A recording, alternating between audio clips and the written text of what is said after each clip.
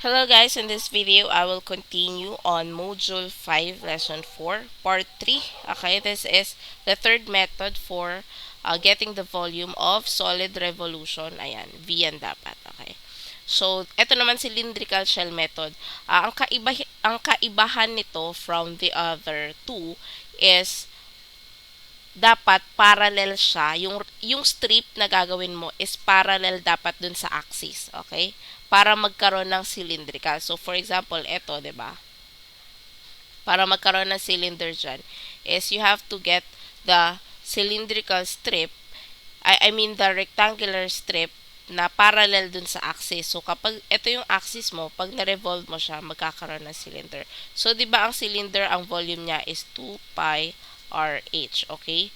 So, ang R natin dito is denoted as L. Okay? At, I mean, ang radius natin dito ay denoted as H. Okay? Ito yon. Ayan. H. Okay? And then, ang H natin dito ay denoted as L, kung gaano siya katangkad. Okay? And then, DH is yung thickness ng rectangular strip. Okay? So, let's proceed. Ayan. Sagutan natin yung example number 4. Find the volume of the solid generated by revolving about the x-axis, the area bounded by y is equals to x squared. Okay. Y is equals to x squared. So, that is a parabola opening upwards. Okay. And then, x equals, sorry.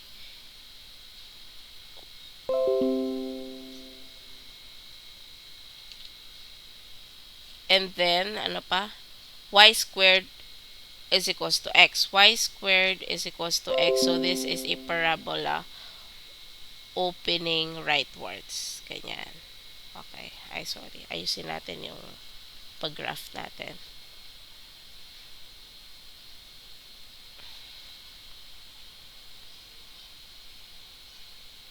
Yan. And then, ito naman is right. Okay. At revolving siya sa x-axis. Okay. So, kung revolving siya sa x-axis, ito, dapat parallel, 'di ba? Parallel. So, dapat horizontal strip din. Kasi ang x-axis natin ay horizontal.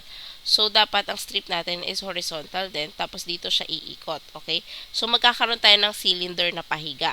Okay? So, ang formula daw natin is pi ay 2 pi L H D H.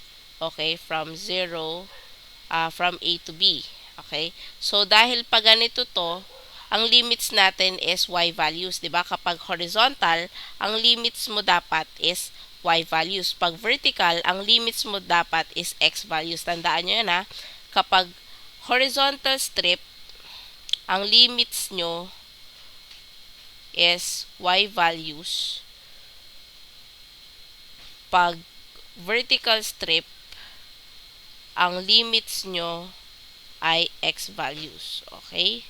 So, V is equals to 2 pi. So, uh, kung horizontal, kung y values to, syempre 0 na tong isa. Ito naman is, saan kaya sila magtatagpo?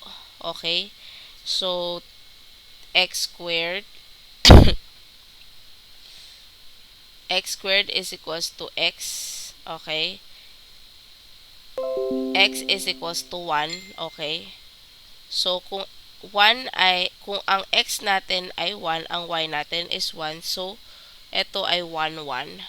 1, 1. Okay? So, from 0 to 1. Gets nyo ba yon?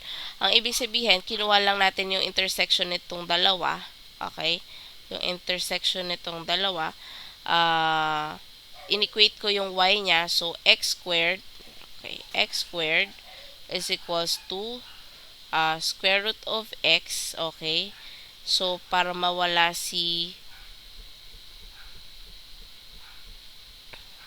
tama ba?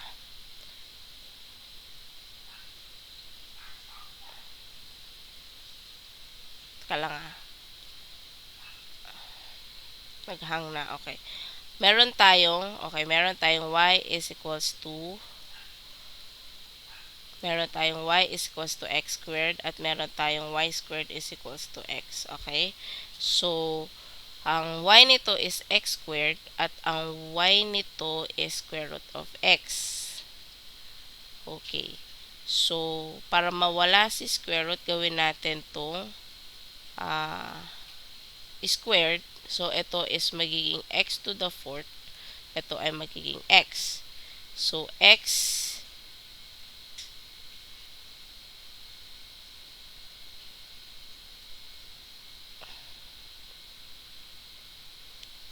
cube is equals to x over x. Okay, so x cube is equals to 1. So, x is equals to 1. Okay, so meron tayong 1 doon. Ngayon, kung ang x mo ay 1, ano ba ang y? Kung ang x natin ay 1, so ang y natin is also 1. Okay? Doon naman sa kabila, kung ang x natin ay 1, ang y natin is also 1. So, this is 1, 1. So, ang y values natin is from 0 to 1. And then, ang L natin, sabi natin kanina, that is the length. Okay? This one, ito. Yung haba nung rectangular strip. So, syempre, that is equivalent sa right minus left, 'di ba? So, ang right natin dito is x right, ito yon, y is equals to x squared. Okay, ito yung y is equals to x squared, ito yung y squared is equals to x. So, ang right natin is y equals to x squared. Okay? That is equivalent to square root of y. Okay? Square root of y minus the inner na ito, y squared is equals to x. Okay? Minus y squared. Okay? And then, ang height natin is, or h, or yung radius, ito. Okay? Ito naman yung radius. Is equivalent, of course, sa value ng y. Diba? Kung ano yung value ng y, yun yun. So, y. And then, ang dh natin is dy. Okay? So, v is equals to 2 pi from 0 to 1. Okay? Distribute natin. This is magiging y 2/3 minus y cube dy. And then, pag in-evaluate natin sila, 2 pi, this is magiging y 5 halves over 5 halves minus y over 4 over 4 from 0 to 1. Okay?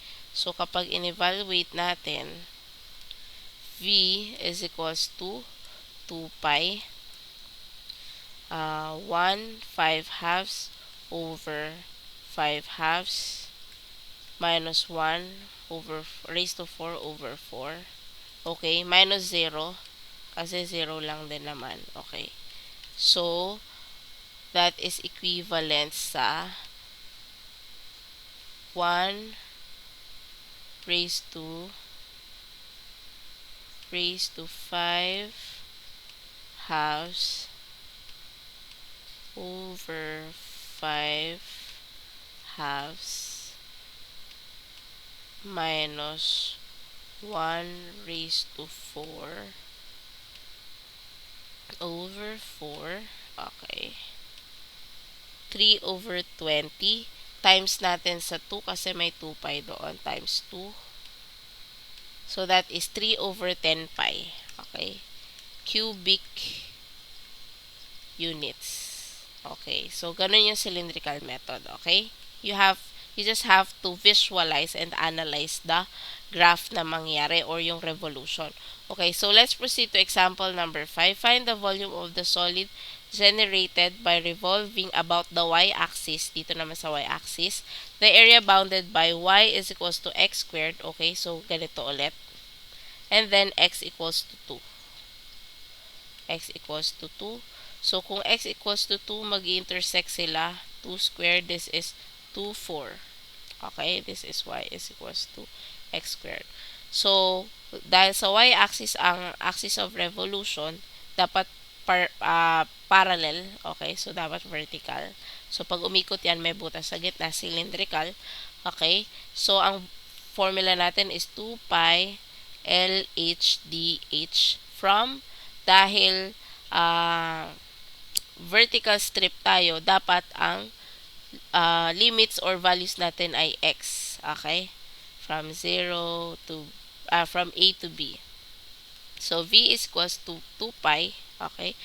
Ang limits natin is from 0, x values, to 2. Okay? Very good.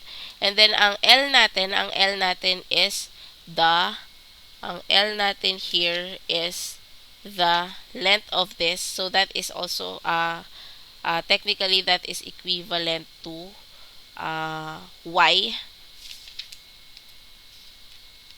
Okay, that is equivalent, sorry, ang L natin dito is ito, 'di ba?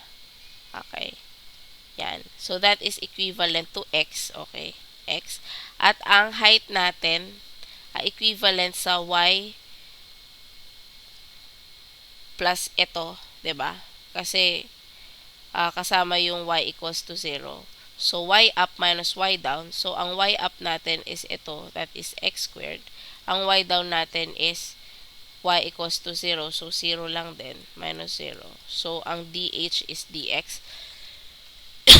V is equals to 2 pi. V is equals to 2 pi. So, from 0 to 2, x cubed dx. So, V is equals to 2 pi x to the 4th over 4th from 0 to 2. So, pag in-evaluate natin yan, magiging 2 pi times 2 raised to 4 over 4. Okay? Minus 0. So, 2 pi. Oops. 2 pi. Tanggalin na natin muna yung pi. Okay? 2 raised to 4 over 4. That is equivalent to 8. Okay, so this is 8 pi cubic units. So that is how you answer cylindrical shell method, example number 5. Okay, so thank you very much for watching.